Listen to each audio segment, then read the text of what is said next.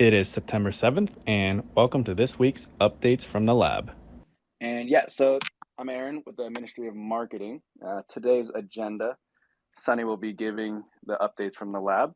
And after that, we're going to be introducing some guests, and they'll be playing a heavy role in our marketing and operations going forward. Um, so yeah, I think Sunny, you can kick it off with the updates. Yeah, for sure. Couple of fun things going on. Next upgrade, I don't think has been like officially announced or anything yet, but it's targeting to, we're targeted to hope for have it on chain in the next like 2 or 3 weeks. So, just be on the lookout for it. This upgrade, we'll have basically a few main things. We'll have the TWAP functionality, the time weighted average price oracles.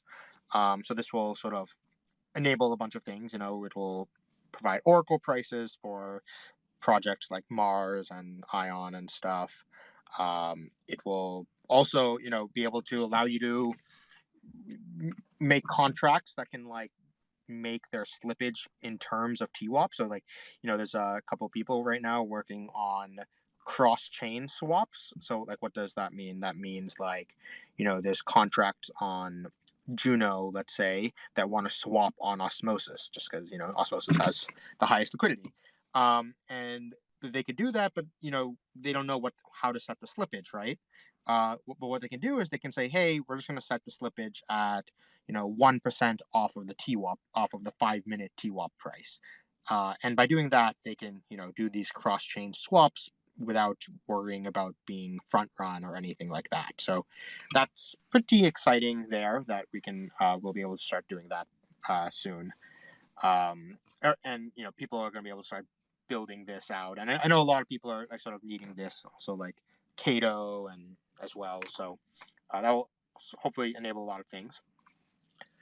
Another big upgrade that's coming there is Interchain accounts are finally going to be enabled correctly.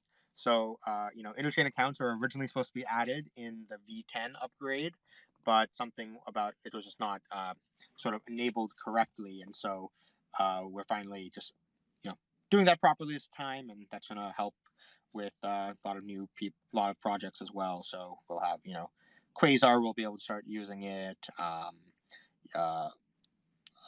Apollo is going to be able to start using it. There's a lot of new staking derivatives platforms that are coming out soon. So I don't know if people saw Stride. It just launched yesterday. So congratulations to our friends at Stride. And they will be you'll see some Stride Atom pools on Osmosis very soon, probably in the next 24 hours or so. So it's cool to see that Osmosis is going to be like a lot of new asset types, right? It's interesting that all these like a lot of staking derivatives platforms are launching it right around the same time. Quicksilver launched as well, but fun to see those live. And for now they're just going to use the normal pools, but once the stable swaps come around, which by the way is the like number one priority for the V13 upgrade, we'll be able to migrate these pools to using stable swaps, so they'll have even lower slippage than they would right now. But we can at least get it kickstarted with the current pools today. And then the final main, I guess, thing in the V12 is Stargate queries. So right now, I'm sure people followed some of the bugs that happened on Juno because of how Stargate query was like done in Cosmwasm right now. And so we had to basically all the Cosmwasm chains basically deactivated Stargate query. Stargate query is basically a way for Cosmwasm contracts to query anything in the Cosmos SDK. So, if you have a contract that wants to query the liquidity of a pool, for example, you can't do that right now in Osmosis because of, lied. You can actually do that right now, but there's you can't query, for example, what the external incentives on a pool is, for example. And so with Stargate queries, we helped fix this functionality where we built this like, a safer version of Stargate queries, which we're upstreaming to the main CosmWasm repo, so that way all the chains can use it as well. But yeah, with Stargate queries now, the contracts will be able to sort of become way more powerful and be able to actually get the full functionality of the whole chain. So that will be also unblocking a lot of things. So, I guess like one good way of putting the V12 upgrade is you might not see, if you're just a trader on Osmosis right now, you're not going to see like a huge chain, but it's going to unblock a lot of the new applications that are coming to Osmosis and, give them the final things that are needed to be able to start launching. So yeah, that's going to be the main focus of the V12 upgrades. Awesome. Good information. Looks like you've knocked out a ton of the questions that we had listed for you. One of the questions was about Stride. Seems like they popped up rather quickly. What's some background information on them? Yeah, so some information on Stride is they were actually we were actually students at Berkeley at the same time, but I did not know that. I never met them when we were at Berkeley, but we had a lot of friends of friends, and they kind of got caught. We're on this like mission right now to Cosmos pill all of UC Berkeley as a we're just gonna turn it into like a Cosmos campus, and I think we're well on that way. And I guess the Stride folks are some of the folks that were caught up in our project Cosmofy Berkeley, and so Sounds like we need to have OsmoCon at UC Berkeley next. yeah, but yeah, so so Stride, they are building a staking derivatives platform. They currently support they're going to be starting with sort of four main assets. They're going to do staked Atom, staked Osmo, staked Juno, and staked Secret. They currently have staked Atom live. You can go to their site today and use that. But then they'll add the other three, sort of roll them out over the coming weeks. And they're working with us pretty closely on helping us like with the stable swap stuff as well, because it'll make their project much better, and they're eager early testers as well, and so just really excited about them and what they're bringing to the ecosystem. Yeah, that's a good TLDR on them. Appreciate that. So I think that's good on the updates. We'll talk about our guests here, and then towards the end we'll have time for questions. So for some time now, the OMM has been in talks with the marketing agency, and that's Serotonin. On September 2nd, we finalized that. On September 12th, we'll be officially kicking off our working relationship with them. So Luke, if you could start off by introducing Serotonin as a whole, introducing yourself a bit, and potentially speak on some of the work that Serotonin has accomplished in the past. Yeah, absolutely. It's great to meet everyone here, and both myself and the team here at Serotonin are incredibly excited to get started in an official capacity with the team at Osmosis as well as the community. I can't hear him. Can you? Oh, I can hear you just fine. Wait, you can hear Luke? Yeah, I can hear Luke just fine. Oh, well, okay. Well, I'll continue, and just let me know, if for some reason y'all can't hear me. But yeah, I lead business development here at Serotonin.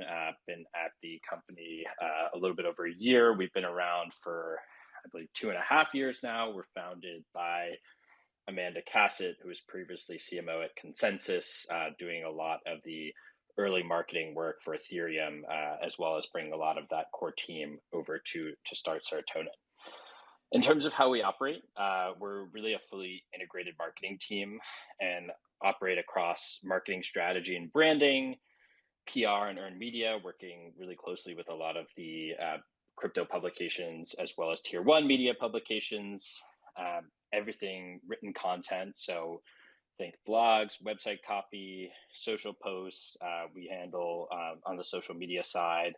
We do a lot of community strategy and development work. So things like this, community calls, AMAs, hackathons, all that good stuff. as well as handling all things growth marketing, paid, and influencers. So pretty robust in terms of all the different areas that we operate in. And then our team is about 60 people covering all these different areas. And we've got folks who focus and specialize in each of them. The kind of account lead or director who's going to be working with Osmosis is Robin Lim. She's currently out on vacation, but she'll be back next week, and you all get to meet her. She is fantastic and based in Singapore, but does a lot of traveling.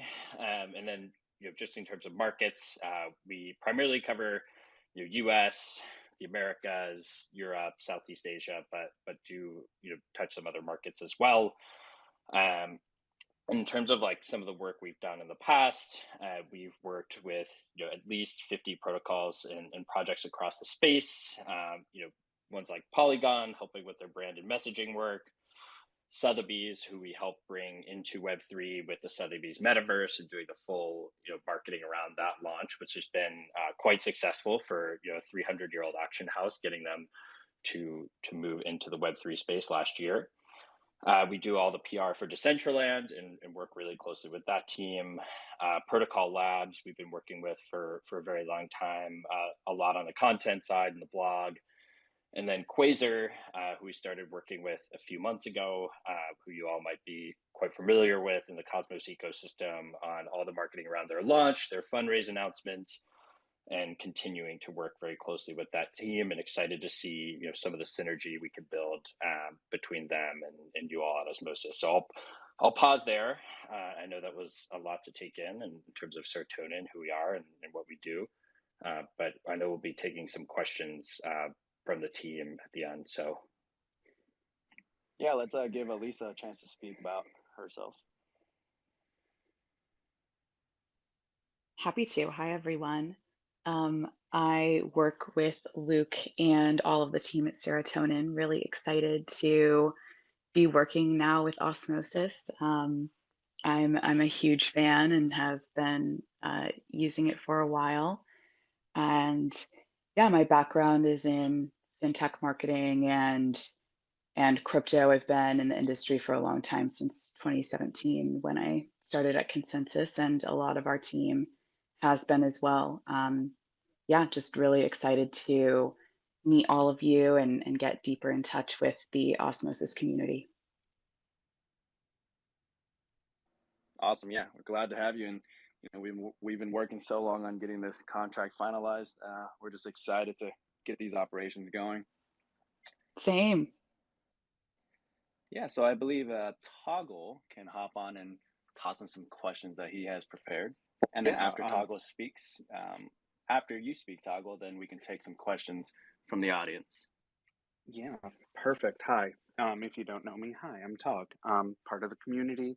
And I wanted to actually ask Serotonin a couple of questions. I had to write these down so I remembered them. What similarities and differences does Serotonin foresee when working with Osmosis compared to other projects that you work with? It sounds like you're very Web3 native TM, very blockchain native. But what do you see is the similarities and differences of working with us versus the rest of the, blockchain ecosystem projects you worked with? yeah, I can take that one, and then Elise, feel free to jump in as well. But yeah, we have worked with a few dexes in the past, so obviously at a high level there will be some similarities there, just in terms of the marketing strategy and working relationship, as well as I mentioned, working with Quasar, another top tier project in the Cosmos ecosystem. So we're definitely familiar there, and it'll actually be a lot of that same team. So they're already pretty up to speed on all things that are going on, pretty deep in terms of the Cosmos ecosystem. As you mentioned, our whole agency is Web3 native. So that will be quite helpful in hitting the ground running quickly as well. What I think is a differentiator with you all at Osmosis is just that you have a bit of a more like robust and stronger internal structure for us to partner with. With Aaron and the marketing DAO and his group. So I'm really confident that working together, we're going to be able to have even further and quicker success with you all than even some of the partners that we've worked with in the past. And then, of course, they're just the unique differentiators about Osmosis itself that you all know, and I don't have to go through things like, users being able to create their own liquidity pools. That will really help us kind of differentiate from a lot of the other projects out there. But yeah, Elise, if there's anything you want to add, feel free to jump in as well. Yeah, I was going to say, we do work with projects of all sizes, but we do often work with early stage projects who are kind of starting from scratch with marketing. I think one thing that I'm really excited about and that differentiates Osmosis, I think, from some of the projects that we've worked with is the traction that's already there. I think like now there's kind of this inflection point in the challenges to, go beyond the kind of the Cosmos ecosystem and the audience that's already there and just kind of expand even further across the crypto ecosystem as a whole. So I think that'll be really exciting. Yeah, that's honestly that kind of leads into the next question. You mentioned the traction that's already there. So obviously, Osmosis and the marketing department has really worked, especially over the last few months, to really start getting regular, consistent, stuff going already. But with the rollout starting, next week, how long do you think until we all might see a noticeable impact from this amazing partnership that we have? Yes, great question. And we are very much excited to come in and hit the ground running. And I think, of course, it depends exactly how you define noticeable impact, right? So I think right away, right off the bat, we will help the team, be a little bit more structured in its thinking around Osmosis's marketing strategy, and can start to impact that kind of week 1, week 2. And I think, our onboarding process typically takes 3 to 4 weeks to get the team fully up to speed, and, creating messaging and positioning that will really be the basis of a lot of the strategy that will then build out a comprehensive marketing plan that will cover all the different channels that I mentioned earlier in the call, as well as making sure we have really tangible, agreed upon, shared goals with both the Osmosis team and the community that we'll be working against, to make sure we can track that impact as closely as possible. And then from there, after those first 3 or 4 weeks of onboarding and building a lot of that strategy foundation, we'll jump straight into the execution phase, where I'm confident that we can see noticeable impact in terms of the strategy, the quality of the content, and the marketing assets that are coming out in the first month. And then we'll start to see even more tangible results, I believe, in the month after that. So I think in those first 90 days, we'll see both, that initial impact in terms of the structured thinking, the organization, the strategy, and then as well as those kind of more tangible metrics that we'll agree upon with both the team and the community, and be sure to be reporting out on in a very transparent manner. So yeah, very much excited to build together on both of those. But that's how I'd frame it in terms of expectations around timing and impact. But again, Elise, if you have anything to add, feel free to jump in. Yeah, I agree with you, Luke. Usually how we work with every single client is, as Luke said, we set measurable goals that we agree on are the most important to show impact on.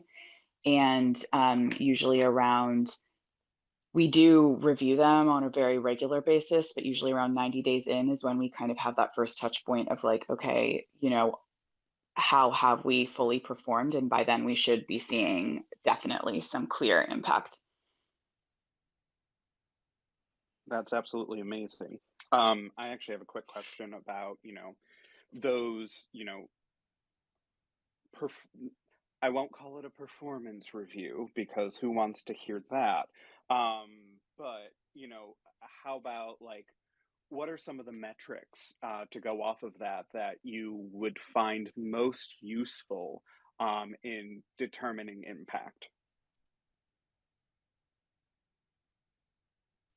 Yeah, I can speak to that.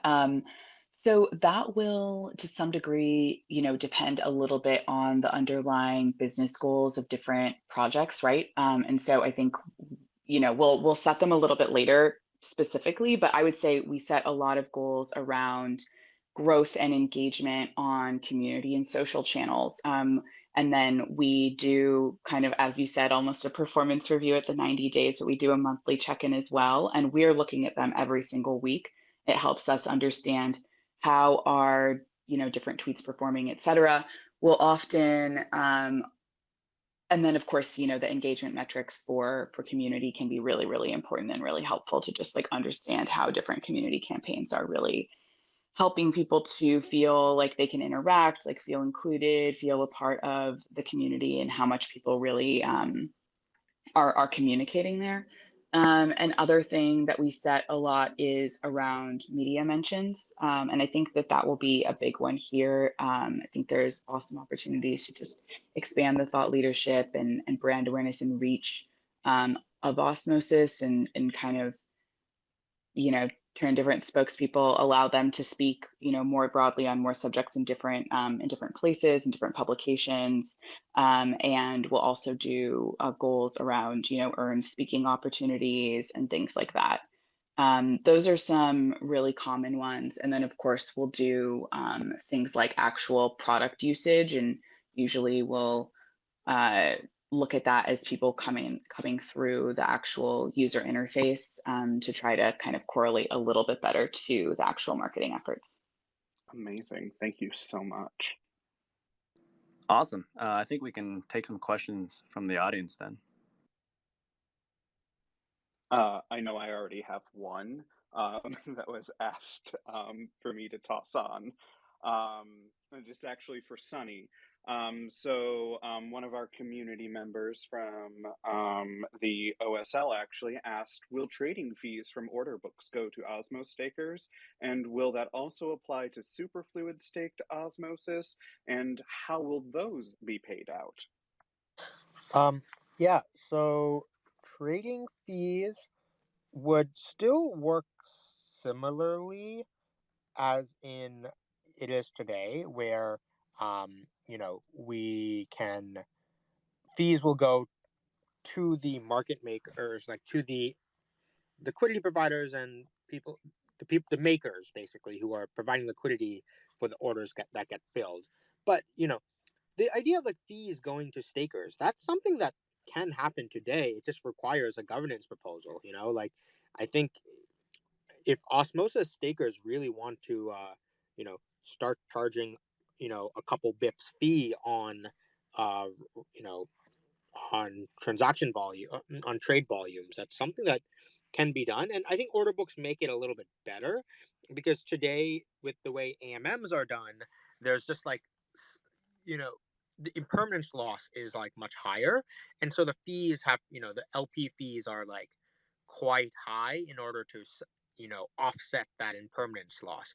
But with order books and more active market makers, those fees that have to go to LPs to like make up for their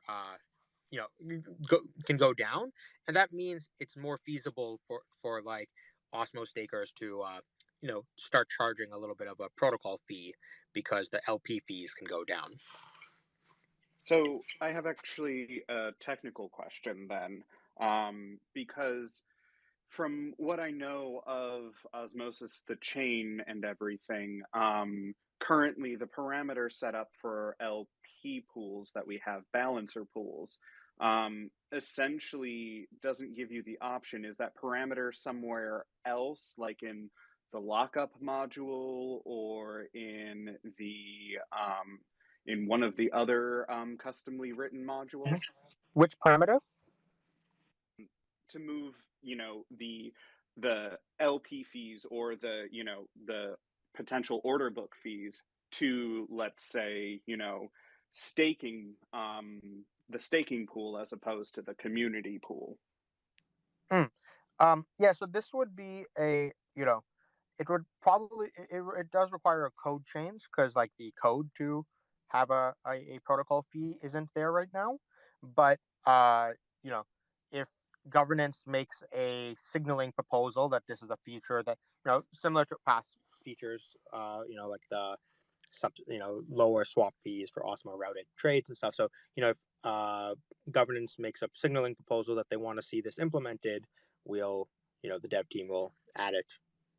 We'll execute on that. Perfect. Just wanted that small clarification. Thank you. Mm-hmm. All right. Anyone from the crowd?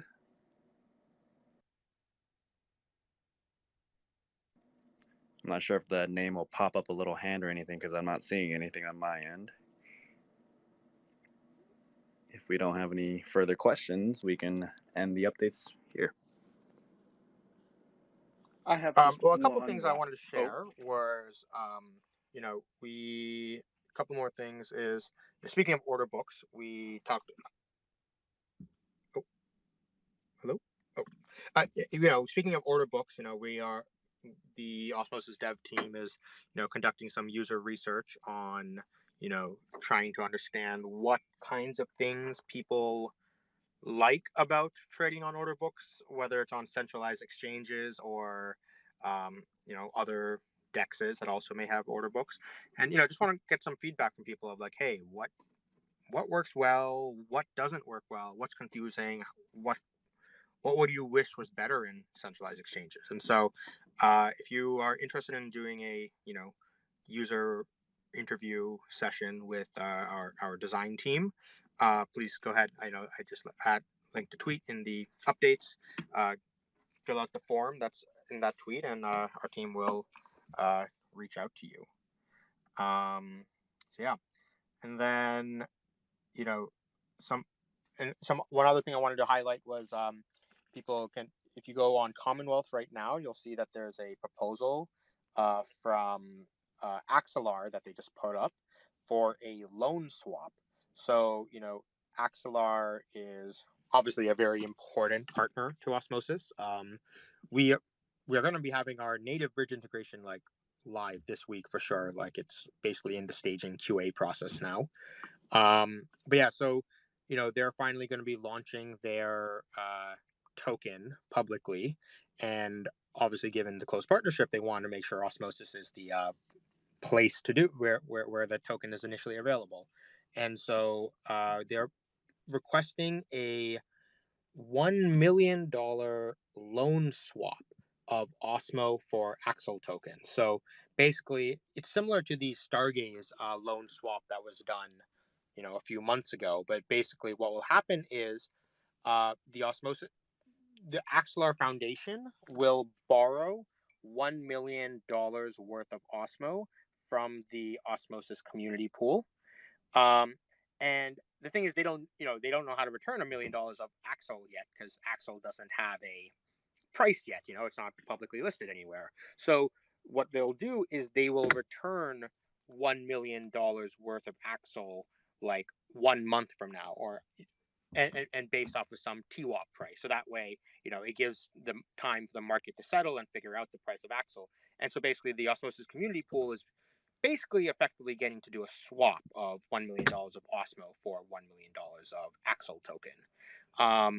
So yeah, that's, given, and obviously the Axelar Foundation has already airdropped a significant portion of their supply already, or given it to the community pool already.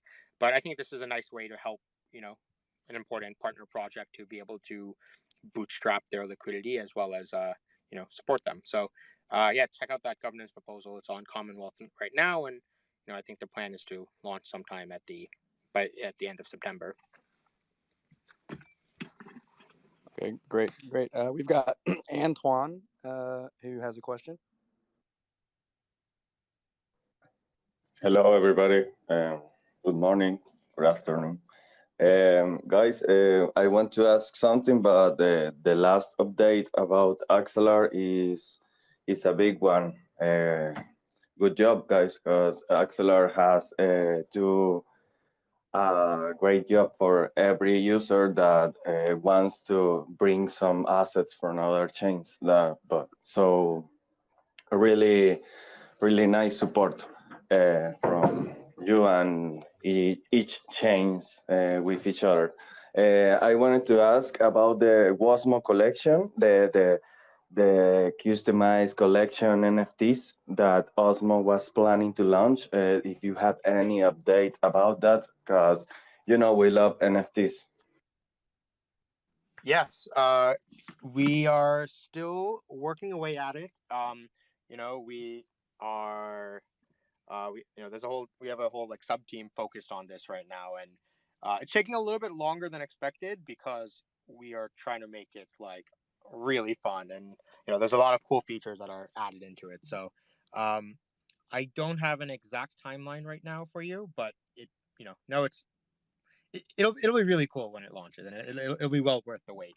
I don't think there's any NFT uh, project that's like it right now. We have no rush. I think Osmo has really good products, and we have big expectations, and we can't wait. So thanks for answering me, and have a good day, Scott. Thanks, Antoine. By the way, another thing you meant. Sorry, one other thing I just remembered about Axelar, just when you were talking, was one other really cool thing about Axelar that I think maybe hasn't gotten enough hype yet is that in their last upgrade that happened about a week or two ago, they added a feature that was, heavily requested by us, and this was sort of, the what it is it's called rate limiting. So what it does is they cap how much dollar value of tokens can leave the bridge in a certain time period. If I remember correctly, it's currently set at a maximum of $5 million every 6 hours. And so this is really cool because what that means is, let's say there's a bridge hack or something like that, right? Where money gets, stolen or something goes wrong. The time for the attacker can only steal $5 million in a 6 hour period, and hopefully within that time period, within 6 hours, the alarm bells will ring, and we'll be able to, they'll be able to deactivate the bridge using the governance and stuff. But like, this is like really cool because I think this is how obviously everyone is there. Bridge security is one of people's biggest concerns and these days, and I think this is like one of the most important, one of many stopgaps to come in order to like help solve a lot of these bridge risk concerns. And it's the ability, the features like this is kind of one of the reasons we were really excited to work with Axelar, and why we were so supportive of them during the whole bridge off processes. They really understood that like these security features like this are really important, and so it's really exciting to see that like they're fine. The first of many is live and up and running. Yeah, creating and building a bridge and on any chain, not just on Cosmos ecosystem, has shown that is one of the most difficult things to build because it's really vulnerable. And great job by Axelar.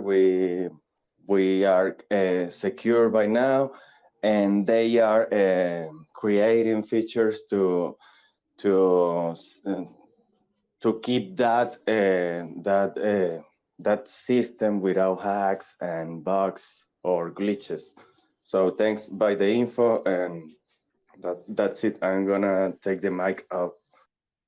Awesome. Thanks for asking the question, Antoine. Let's get Kava Scoos to ask his question next, or hers. Yeah, it's pretty straightforward now that I've able to stake some ion, something I've been bugging Sunny for a while. I was hoping I might be able to get an answer to. When superfluid staking ion? Make a governance proposal, and as soon as the governance proposal passes, it will happen automatically.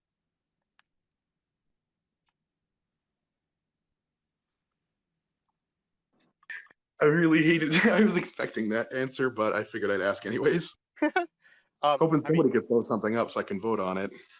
Yeah. I'm sure if you don't know how to make the governance proposal, just reach out to anyone in the community, or you can ask Johnny Wiles from he's pretty knowledgeable on how to create these governance proposals. So I think it never hurts to just throw it up and let governance vote. I can connect you with Johnny after. Just DM me. I'll connect you with him. Sure thing.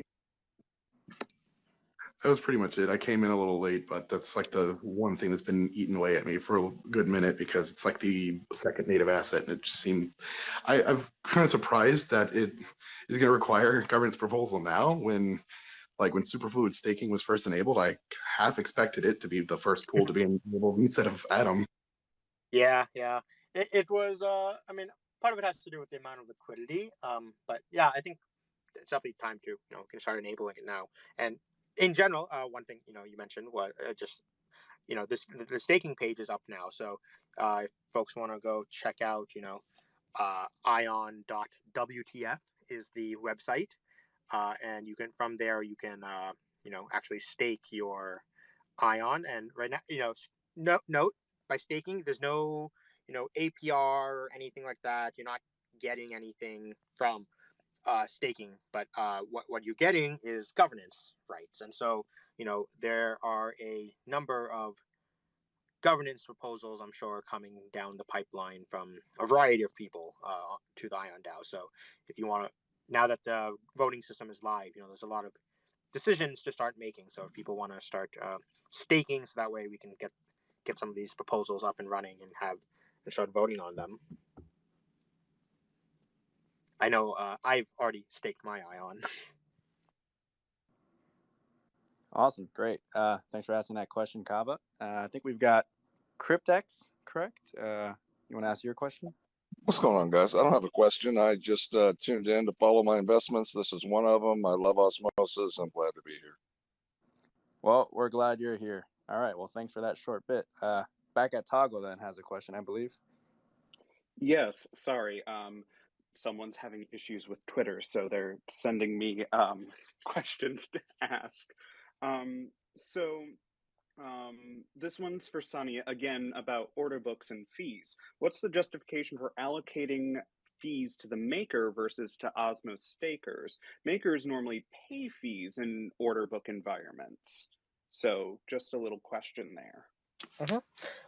Yeah. So, typically, it depends on which order book we're talking about, right? In some centralized exchanges, actually, makers don't pay fees, and really how it actually works is market makers make like special business relationships with exchanges where they get kickbacked fees from the exchanges themselves based off of how much how many orders they make, and then or they also will get like relationships where like some market makers have less fees and stuff. So it's not exactly true that market makers don't pay fees or don't get fees on centralized exchanges. They actually do in some ways. But the other thing is the end goal of how we're doing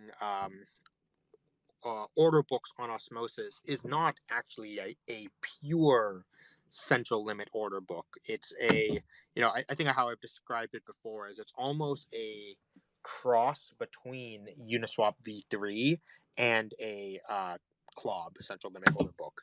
And so because it's Uniswap v3, so how do market makers make money on normal order books if let's say they don't earn fees on some centralized exchanges? Well, they do it by like having a spread, right? They put a spread where they if there's orders going on both directions, they're kind of making that spread money. But the problem with that is the way Uniswap v3 design is there's no spread, but rather it's still more like an AMM where there is liquidity at every price, so there's no spread in the middle. So but you make that up with the fee. Basically the fee basically defines a spread that all the market makers are using at the same time. So that's kind of that's kind of why we would still have maker fees, because it's still going to have a little bit of a Uniswap v3 style system involved. That makes a lot of sense. Another question would be, I know that you and Osmosis were working on potentially native USDC, USD coin with Circle. Can you mention anything on how everything's going with that? If you're running into any technical issues, or maybe helping them tool their own particular chain, because that way they can actually have absolute control, which they would obviously require. Yeah, so we are working and helping. There's sort of a group of projects that are working together to help them build a new chain, and so like a circle, like a USDC issuance chain, basically. And so there'll be more sort of a public announcement and with more detail at Cosmoverse. Perfect. Thank you. I know it's been on a lot of people's minds because, Axelar, and hearing about their essentially bridge risking is great, but we all want a good collateralized stable coin in the Cosmos, I believe. So, it's just one of those things that helps move DeFi along. Definitely. All right, I think that's all the questions for today. Anything left to add, Sonny? No, other than looking forward to seeing everyone at Cosmoverse, whoever is going to be there. We have some fun events planned.